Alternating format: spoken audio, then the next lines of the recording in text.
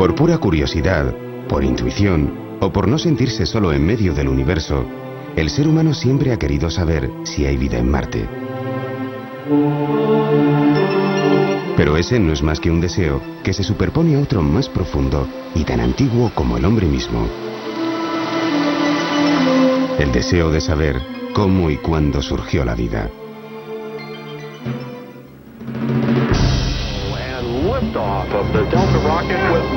Pero nunca hasta ahora, en el umbral del siglo XXI, la ciencia había llegado a estar tan cerca del conocimiento de la verdad.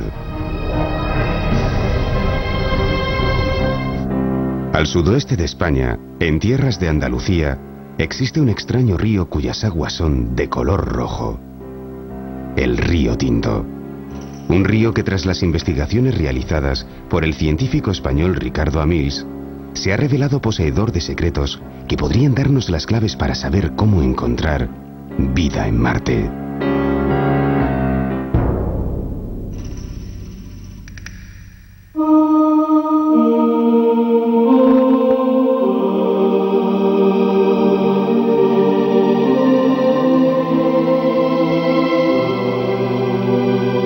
La Tierra y Marte poseen características análogas que no reúnen ninguno de los otros planetas, como la duración de los días, la existencia de atmósfera y de casquetes polares que cambian con las estaciones. Pero sobre Marte solo empezamos a saber algo desde hace muy poco, a partir de los años 60, cuando la Agencia Espacial Soviética y la norteamericana iniciaron las primeras exploraciones sobre el planeta. Aquellas primeras misiones, Mariner y Viking, no pudieron encontrar huellas de vida actual. Aunque sí nos permitieron saber que hace miles de millones de años el agua fluyó por su superficie. Por lo tanto, sus condiciones ambientales fueron aptas para la vida. Con el lanzamiento de aquellas y de otras misiones recientes, se abrió toda una nueva era de descubrimientos. Y los científicos de hoy en día vuelven a interesarse por Marte. ¿Es que puede realmente haber vida en Marte? ¿Por qué surge de nuevo este interés? Lo que hoy en día nos sorprende es tener evidencias de que la vida empezó en la Tierra hace muchos años, muy cerca del origen del planeta. Existe la posibilidad de que el origen no fue precisamente del planeta, sino que vino de fuera, por ejemplo, de Marte. La gente se ha interesado en Marte durante siglos. Y durante cientos de años se ha creído que en Marte hay vida. Yo creo que es porque Marte va a ser el próximo hogar de la humanidad.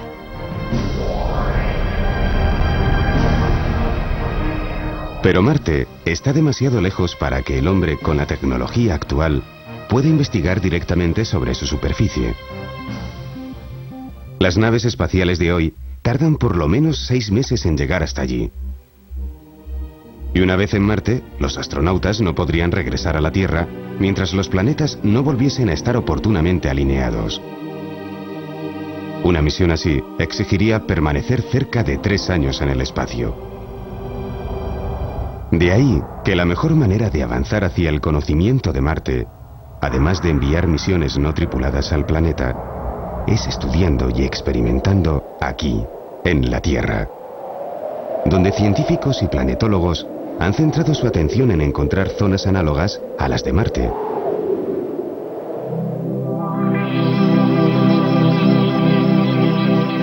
Como aquí, al sudoeste de España, donde discurre de norte a sur para desembocar en el Atlántico un extraño río cuyas aguas son de color rojo. El río Tinto, que fluye a lo largo de una formación geológica de origen volcánico que concentró en este área una enorme cantidad de minerales ricos en sulfuros. Siempre se creyó que el río Tinto era un río muerto debido a la contaminación minera de la zona desde tiempo muy antiguo.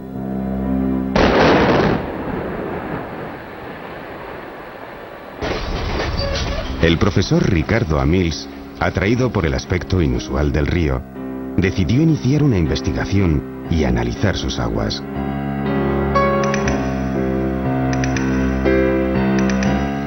Nadie lo había hecho antes.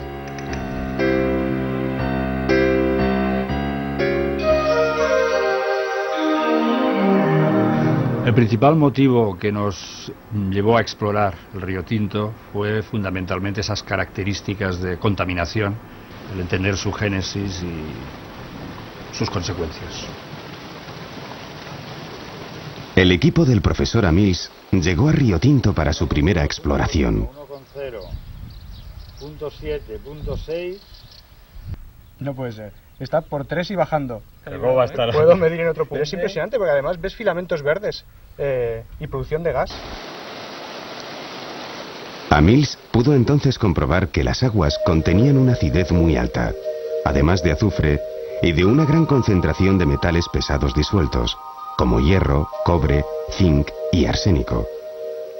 En tales condiciones, siempre se había considerado que ningún organismo podría sobrevivir. Pero cuando el equipo de científicos continúa su exploración a lo largo del curso del río, su sorpresa es enorme. Grandes masas de algas viven y se reproducen en un medio en apariencia incompatible con la vida. Se creía que no podía existir vida a menos de pH 5. El pH es aquí bajo. Estamos alrededor de pH 2. Lo insólito de este hallazgo, en medio del curso del río, lleva al profesor Ricardo Amils y a su equipo a explorar el nacimiento del río. Otra vez, la sorpresa vuelve a ser enorme. Aquí, en los mismos orígenes del río, las aguas presentan iguales características a las que tenían una vez avanzado su curso. Llevadas las muestras al laboratorio, se procede a analizarlas.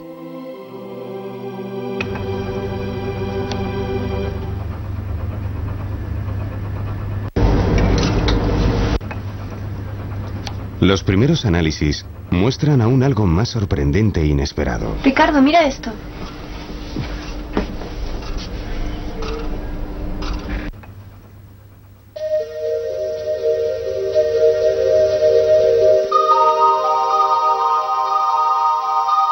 No solo hay algas.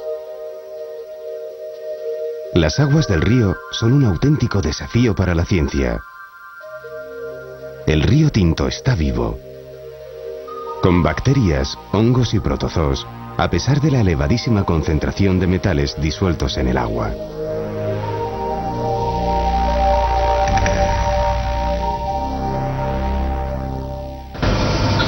Mira, esto es un cultivo obtenido a partir de aislados de Río Tinto. ¿Tienes algún...? Sí, hay una otra imagen en la que podemos ver más de cerca. Tras los análisis, el equipo del laboratorio procede a clasificar y catalogar los microorganismos encontrados.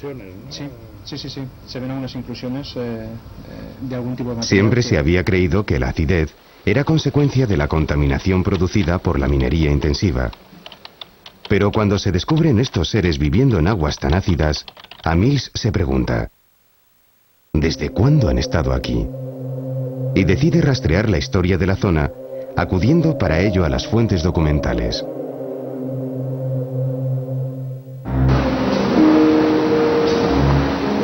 A lo largo de 3/4 de siglo, hasta 1954, la compañía británica Rio Tinto Company Limited explotó las minas de Río Tinto.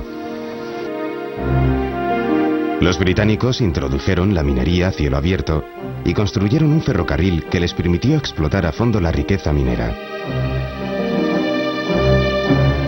Rio Tinto Company Limited era la empresa minera más importante del mundo y contaba con miles de empleados.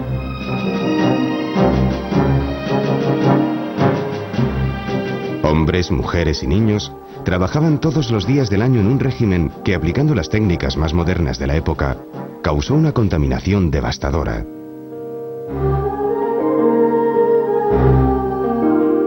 El resultado de la explotación intensiva de la empresa inglesa fue un enorme agujero. La Corta Atalaya, la mina a cielo abierto más grande del continente europeo.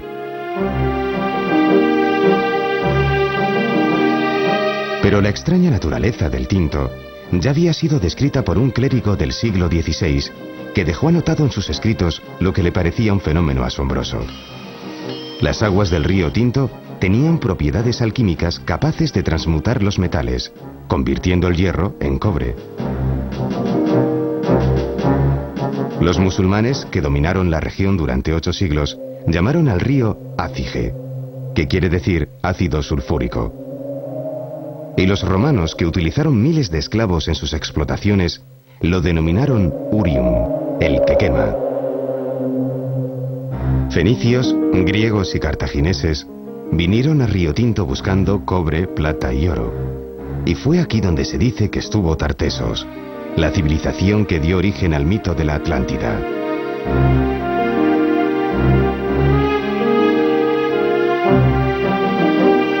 Pero los primeros en dejar su huella en Río Tinto fueron los hombres prehistóricos de Iberia, cuyos monumentos todavía perviven.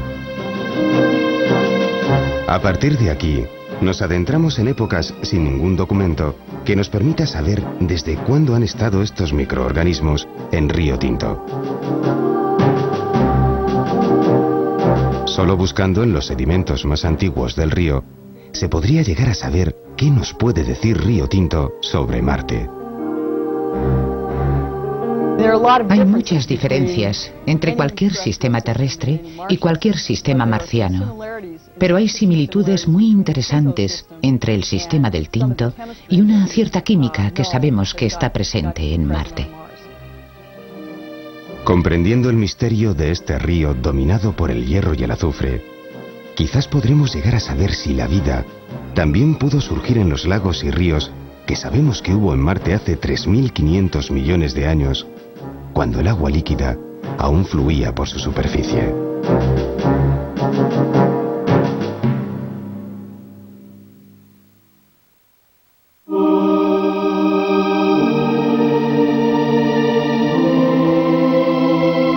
Las investigaciones realizadas al sur de España sobre el río Tinto por el científico español Ricardo Amils han permitido descubrir la existencia de vida microscópica en las condiciones más adversas imaginables.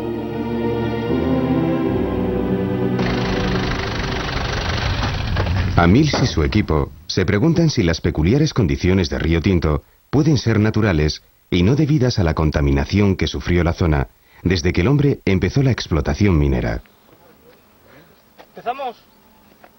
Los científicos recogen muestras de rocas de los diferentes estratos para datar su antigüedad en posteriores análisis de laboratorio. Y a ver si tenemos suerte con la datación. Esperamos que sea suficientemente antigua. Las altas concentraciones de metales pesados disueltos en el agua deben haber dejado huellas en los sedimentos del río. Los que oxidan azufre, los que oxidan hierro, en condiciones óxicas, en condiciones Pero ahora, anóxicas. los resultados de la catalogación de los microorganismos vivos sorprende al equipo de científicos. Se le da un papel importante a las cianobacterias y a las algas. El efecto de la radiación, la protección que presenta el río es algo muy impresionante. Sí. Muchos de estos seres presentes en el río nunca habían sido identificados. Son seres extremófilos. Organismos capaces de sobrevivir en los entornos físicos y químicos más difíciles y extremos que podamos imaginar. En Río Tinto se han encontrado distintos tipos de microorganismos, todos ellos tienen que ser extremófilos porque el ambiente lo es. Y conocemos cómo los microorganismos que viven en Río Tinto son capaces de resolver los problemas que las condiciones extremas le pueden producir. Lo que no tenemos claro, y es la pregunta que tenemos que resolver, es cómo lo hace. Cuando las bacterias entran en contacto con el agua y el mineral, su complejo metabolismo actúa como un catalizador que incrementa la producción de ácido, acelerando el proceso de oxidación hasta 1 millón de veces. Las bacterias que viven en Río Tinto obtienen su energía a partir de las piritas, es decir, consumen piritas y producen ácido sulfúrico. Podemos decir que son auténticas devoradoras de piedras. Para comprender cómo actúan las bacterias, el profesor Amils desciende ahora a uno de los pozos de las minas de Río Tinto.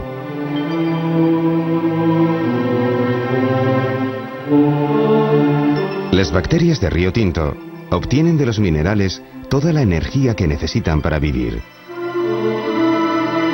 Estos preciosos cristales de sulfato de cobre no son sino el material residual producido por el proceso metabólico de las bacterias.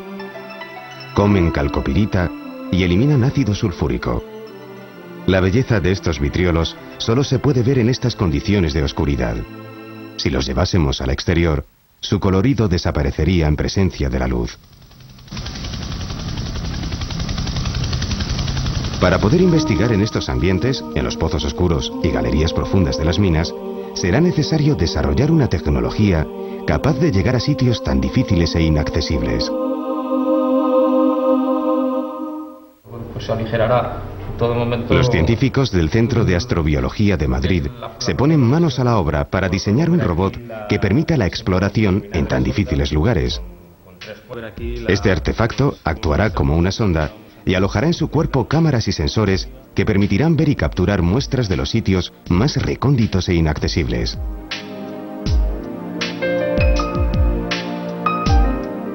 Mientras tanto, muestras de agua de Río Tinto son enviadas por el profesor Amils al Laboratorio de Biología Marina de Goose Hall, en Massachusetts. Un laboratorio de astrobiología asociado a la NASA, especializado en estudios sobre algas.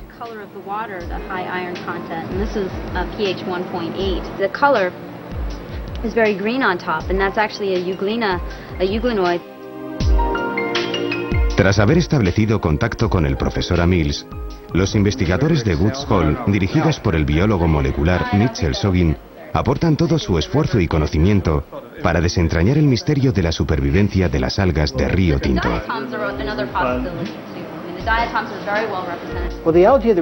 Las algas de Río Tinto son un auténtico desafío. Allí tenemos microorganismos que pueden crecer en un medio equivalente al del ácido de una batería. El ácido es muy fuerte y con un nivel muy bajo de pH. Nosotros aquí hemos cultivado organismos similares, muy parecidos a los de Río Tinto, pero no han sido capaces de crecer bajo tales condiciones. Amils comprueba así que los organismos de Río Tinto son realmente únicos y desconocidos hasta ahora. Y lo que nos interesa saber es cómo se adaptan estos organismos al sistema del Río Tinto. ¿Está el pH del citoplasma adaptándose al entorno o se mantiene neutro? ¿Qué es lo que están haciendo estos seres? Lo que hemos encontrado es en cierta medida sorprendente. El pH interno está cerca de la neutralidad, y esto significa que hay un gradiente de varios órdenes de magnitud, de hecho 5 unidades de pH.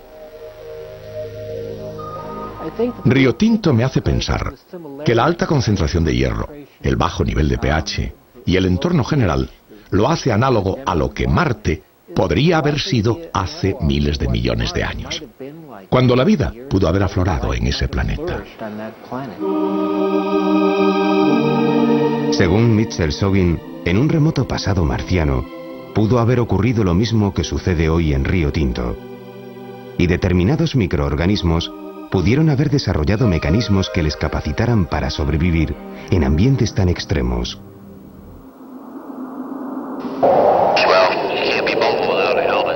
La Antártida, Yellowstone y otras zonas extremas de nuestro planeta están siendo investigadas por expertos en microbiología espacial de la NASA y otros especialistas para poder conocer la naturaleza y el comportamiento de los organismos que pueden sobrevivir en condiciones análogas a las de Marte. Amils necesita saber todo lo posible sobre organismos extremófilos y sabe que en el Ames Research Center de la NASA, en California, se encuentra uno de los más notables especialistas. El doctor Jonathan Trent, un experto dedicado fundamentalmente a estudiar los microorganismos encontrados en los manantiales de agua caliente de Yellowstone. El objetivo de nuestro trabajo es tratar de entender la fisiología de estos organismos. Sabiendo cómo funcionan estos organismos, podremos imaginar y deducir si algo así pudo ocurrir en otros ambientes, como por ejemplo, bajo la superficie de Marte. Debajo de su superficie, donde no hay luz, puede haber una base quimiosintética que puede ser increíblemente interesante. Estimulado por el interés que despierta el río Tinto, el profesor Amils vuelve a su laboratorio. Fue entonces cuando recibimos los resultados de la datación isotópica de las rocas extraídas de las terrazas del río Tinto. Nos han llegado los resultados de las dataciones isotópicas y parecen indicar que la muestra tiene más de 300.000 años. O sea que está claro de que no es contaminación. No. Pues no, estos son filamentos. Los análisis revelaron que el conjunto de condiciones en las que habitan los microorganismos de río Tinto corresponde a un modelo antiquísimo que reproduce el medio en el que se desenvolvió la vida en la Tierra durante el periodo geológico llamado Arcaico. El periodo en que los volcanes comenzaron a apagarse y los océanos estaban llenos de estromatolitos. El río Tinto reproduce en la actualidad aquellas antiquísimas condiciones. Lo que nos sorprende es que el origen de la vida fue muy temprano en la historia de la Tierra. Las estimaciones cronológicas datan la formación de la Tierra en 4.500 millones de años y las primeras manifestaciones de vida hace 3.800 millones de años. Si comprimiésemos toda la historia de la Tierra en 24 horas y la Tierra se formase a las 0 horas, el primer vestigio de vida aparecería a las 3:40. Así, los fósiles más antiguos conocidos fueron atrapados en las rocas a las 5:40. El fósil eucariota más antiguo, el ancestro de todas las plantas y animales, aparecería a las 14 horas. Y el Homo sapiens solo surgiría a las 23:58. Según nuestro conocimiento, la fecha de 1.800 millones de años sería el periodo más antiguo en el que podríamos encontrar acumulación de oxígeno en la Tierra. Pero en Australia se ha producido un importante descubrimiento que modifica drásticamente esa cronología. ¿Qué tal? Mira, acabo de ver un paper muy interesante en Science. La historia del río Tinto. Científicos de la Universidad de Sydney han descubierto un nuevo fósil molecular que retrotrae la aparición de oxígeno en la Tierra 1.000 millones de años. Amils cree que el nuevo hallazgo australiano puede aclarar muchas de las incógnitas sobre los microorganismos de río Tinto y decide visitar a los científicos australianos.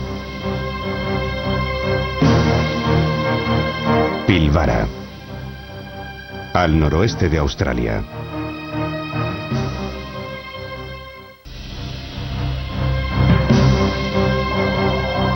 En Australia, científicos de la Universidad de Sydney han descubierto un nuevo fósil molecular que demuestra que la aparición de oxígeno en la Tierra se produjo 1.000 millones de años antes de lo que se creía. El profesor Amils, al saberlo, decide visitar a los científicos australianos sobre el terreno del hallazgo. Pilbara, al noroeste de Australia. Probablemente el mejor lugar en el mundo donde encontrar huellas para desentrañar el origen de la vida en la Tierra.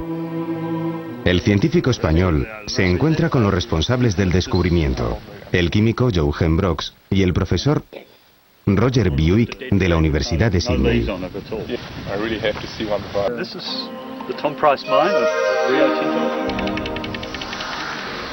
El hallazgo de Brox y Buick confirma que los fósiles moleculares de bacterias encontradas en sedimentos del periodo arcaico podrían pertenecer a ese dominio de la vida que se extiende desde hace 4.500 millones a 2.500 millones de años.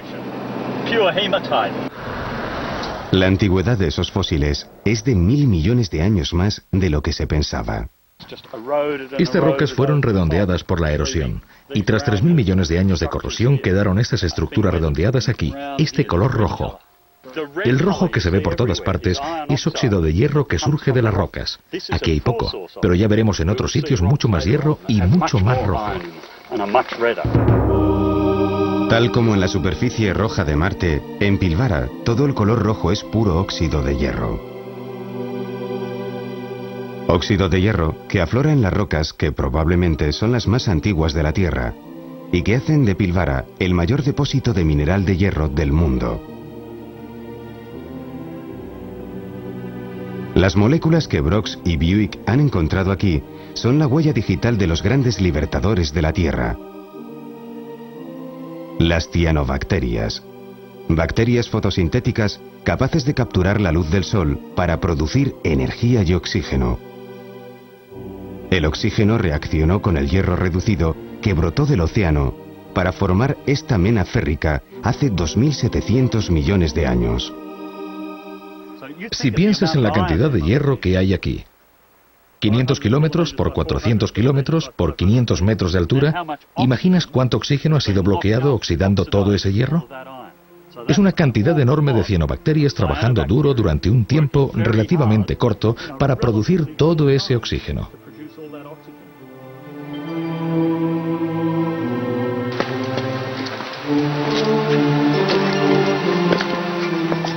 De toda esta gran mena férrica de Pilbara, la garganta de Ökser, con cortes de más de 500 metros de profundidad en algunos de sus escarpados corredores, es una buena muestra de la gran cantidad de óxido de hierro que se pudo producir en sus paredes.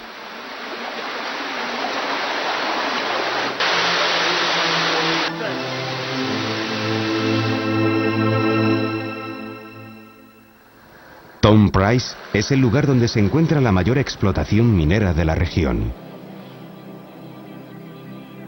El paisaje resulta especialmente familiar para quienes ya conocemos Río Tinto, pero no es la única coincidencia, porque estas explotaciones mineras fueron creadas por la empresa Hammersley Iron, una filial de Río Tinto Company Limit, la misma que había explotado las minas españolas de Río Tinto. Welcome to Tom Price. Good to have you all here. Hace millones de años, esta región australiana fue un océano que posteriormente emergió, convirtiéndose en lo que hoy podemos ver. East to west, we're facing north. The fault runs like this.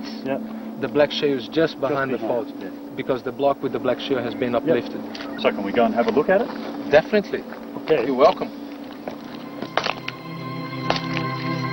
Brooks y Buick encontraron aquí este mineral, esquisto negro. Un material similar al grafito en su apariencia, pero que nadie conoce bien debido a su compleja estructura. Imagínate, esto estaba quizás a 100 o 200 metros de profundidad. Era la superficie del mar y no había oxígeno. Los microorganismos que murieron se precipitaron al fondo del mar y sus restos orgánicos se sedimentaron junto con el esquisto. Más tarde, cuando otros residuos se depositaron encima, este material se comprimió y el calor destruyó la mayoría de los restos orgánicos. Brooks y Buick aprovecharon las perforadoras de la mina para poder obtener muestras de roca más profundas. Esta máquina perfora la roca moliéndola mediante diamantes y puede excavar hasta 2 kilómetros de profundidad. La muestra más profunda de esquisto negro se extrajo en Tom Price de 2.000 metros de profundidad. Y el trozo de esquisto negro que sirvió a Brooks para su descubrimiento se obtuvo de 700 metros de profundidad. Es una materia orgánica de color negro, formada por organismos que murieron hace unos 2.500 millones de años. Esto es un trozo de suelo de mar. Muchos de estos microorganismos fosilizados son eucariotas. La evolución de los eucariotas fue uno de los procesos más complejos de la historia de la vida.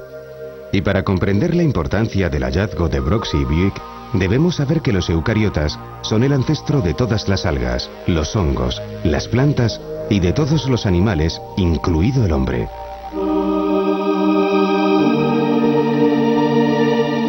Es decir, una parte importante de todo lo que tiene vida sobre la Tierra.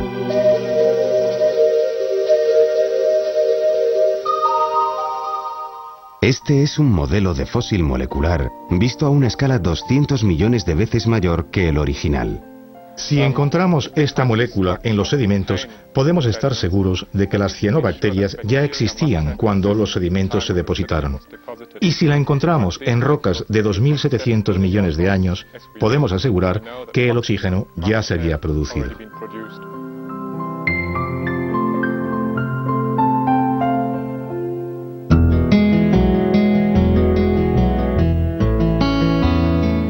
La enorme importancia del hallazgo de Brooks y Buick consiste en haber descubierto que no solo el oxígeno, sino también los eucariotas, aparecieron en la Tierra nada más y nada menos que 1.000 millones de años antes de lo que se pensaba.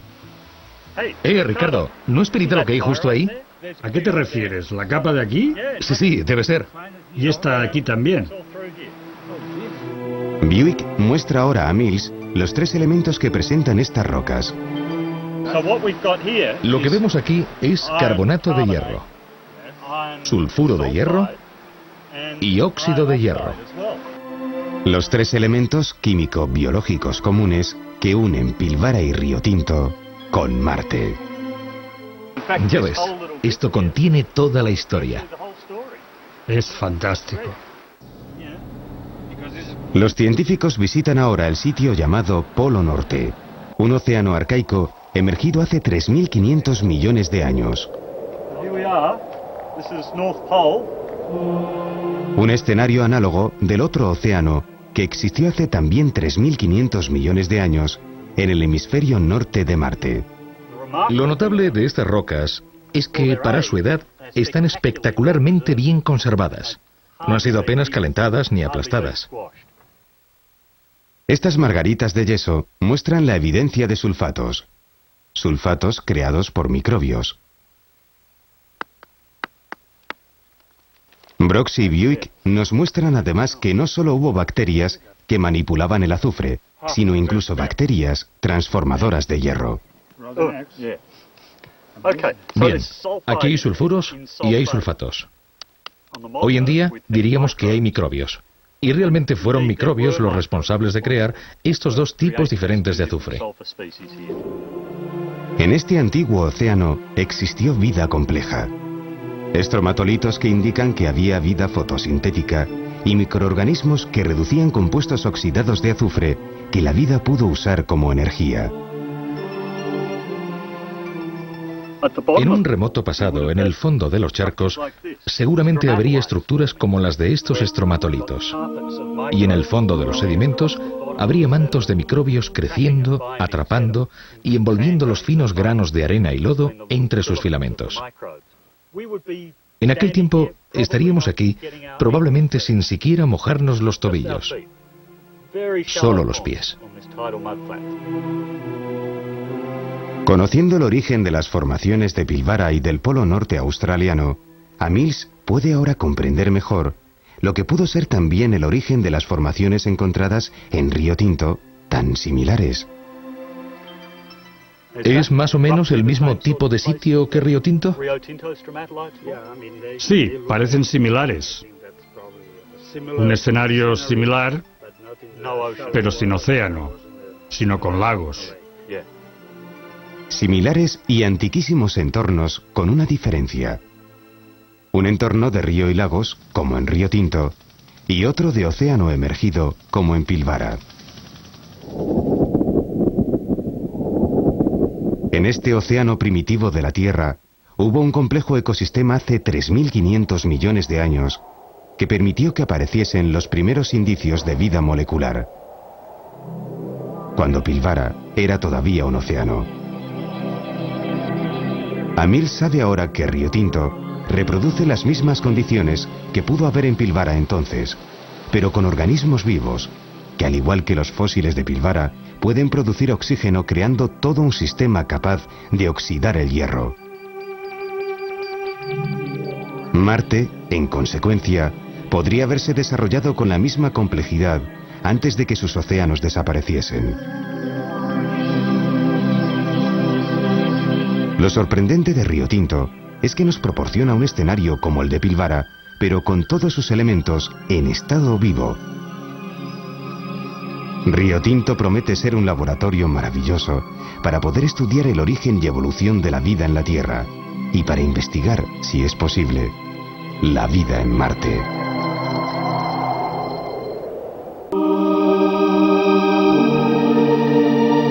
Lo que empezó como una modesta investigación sobre un paraje aparentemente contaminado del sur de España se ha convertido para el profesor Mills en un relevante hallazgo científico. De algas. El descubrimiento de los microorganismos y de las peculiares condiciones de Río Tinto sirven ahora para ampliar el horizonte y las investigaciones de científicos y planetólogos de todo el mundo que investiguen las posibilidades de vida en Marte.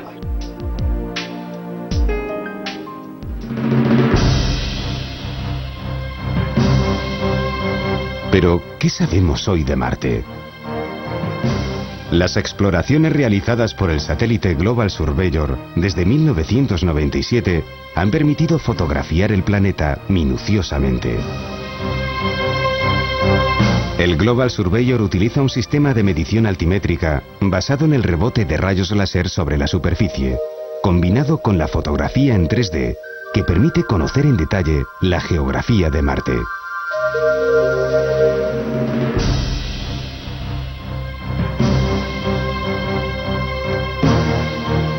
La doctora Carol Stoker es una de las principales investigadores de la NASA en las recientes exploraciones sobre Marte.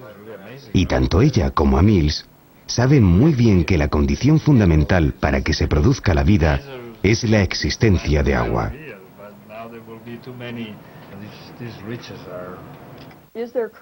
¿Puede haber realmente agua en Marte? ¿Se estará formando un acuífero bajo la superficie a muy poca profundidad? No son cosas que pudiésemos esperar, si nos basamos en una comprensión sencilla de la física de lo que está pasando en Marte.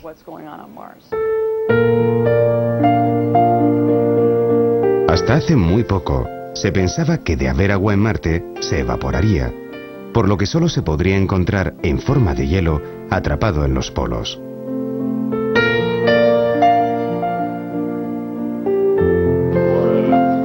Pero ahora, gracias a las imágenes del Global Surveyor, se han detectado indicios de que sí ha habido agua líquida en épocas recientes. El agua fluye exactamente aquí, al lado de Hellas. Es un sitio muy antiguo, alto y en terreno de cráteres. El doctor Christopher McKay, planetólogo especialista en la Antártida, nos comenta el último descubrimiento. ¿Cómo era este río cuando fluía? ¿Había microorganismos, algas o bacterias? Y si las había, ¿seguirán atrapadas en los sedimentos del fondo? Los surcos fotografiados son obviamente producidos por corrientes de agua. Agua que probablemente se filtró hacia el subsuelo.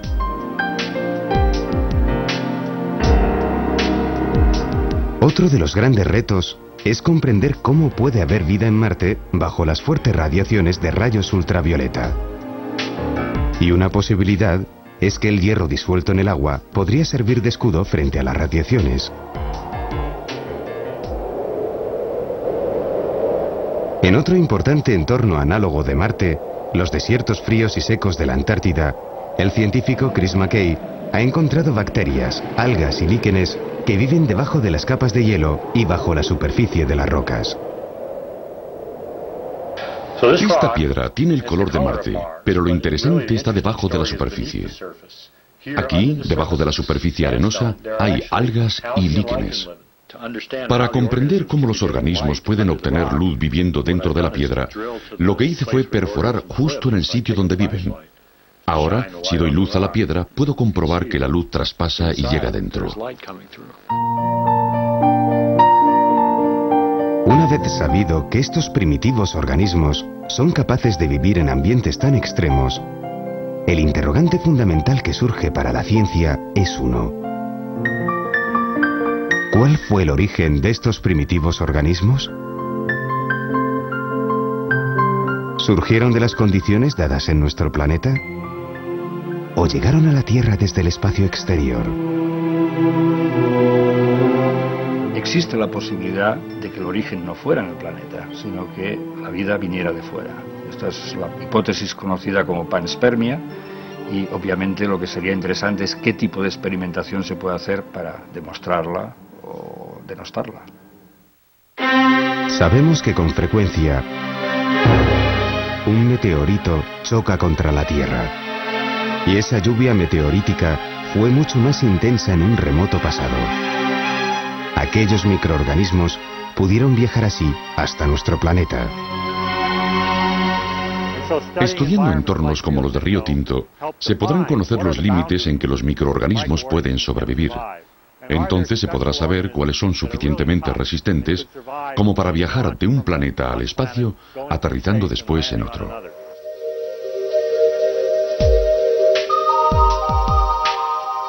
¿Y cómo podemos usar lo que ahora sabemos de la Tierra para explorar Marte?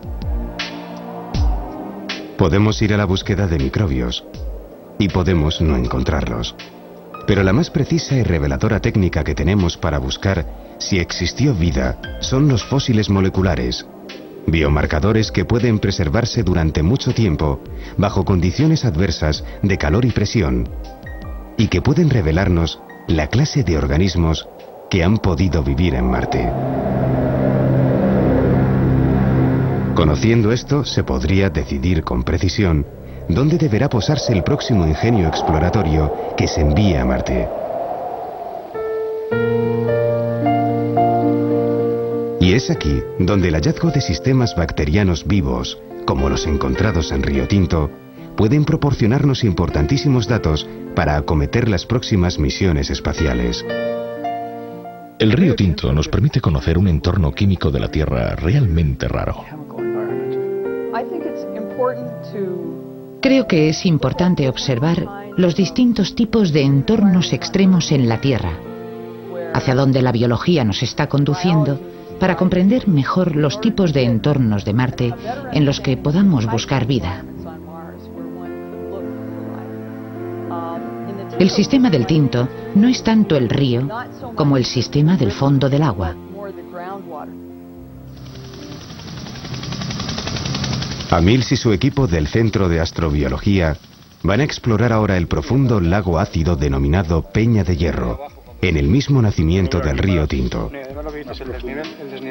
Bajo la superficie de este lago se esconde un complejo entramado de antiguas galerías mineras, convertidas ahora en manantial por las que fluye el agua hacia la superficie. La sonda, prototipo de instrumentos que viajarán a Marte en futuras misiones, se somete a prueba por primera vez. Río Tinto se ha convertido en un enorme laboratorio natural para la comunidad científica de todo el mundo. Científicos de la NASA, del Centro de Astrobiología de Madrid y medios de comunicación de todo el mundo llegan hasta Río Tinto para presenciar la exploración de Peña de Hierro.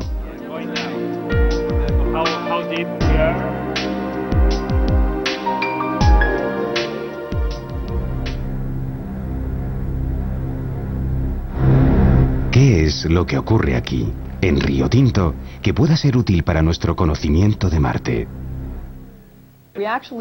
Aquí podemos ver el agua subterránea brotando con una química verdaderamente inusual. Entendiendo cómo está ocurriendo y cómo está ocurriendo aquí en sus fuentes, creo que podríamos llegar a encontrar nuevas ideas para saber dónde buscar la vida en Marte.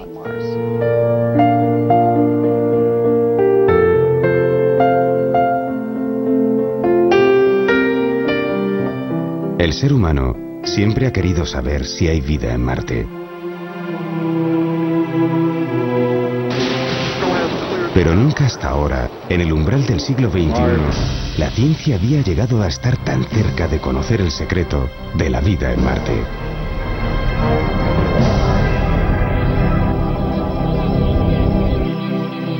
La respuesta todavía no la sabemos, pero sí sabemos dónde buscarla. Está aquí, junto a nosotros, en Pilbara, en Yellowstone, en la Antártida, en el corazón mismo de Río Tinto.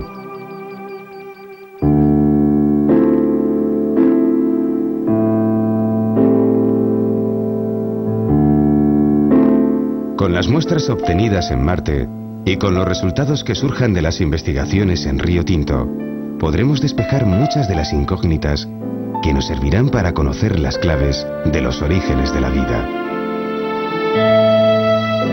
Aunque todavía tendremos que escudriñar más allá, en el universo, y preguntarnos si nuestra historia como seres humanos no es sino solo un paso más de las bacterias en su largo peregrinar por las estrellas.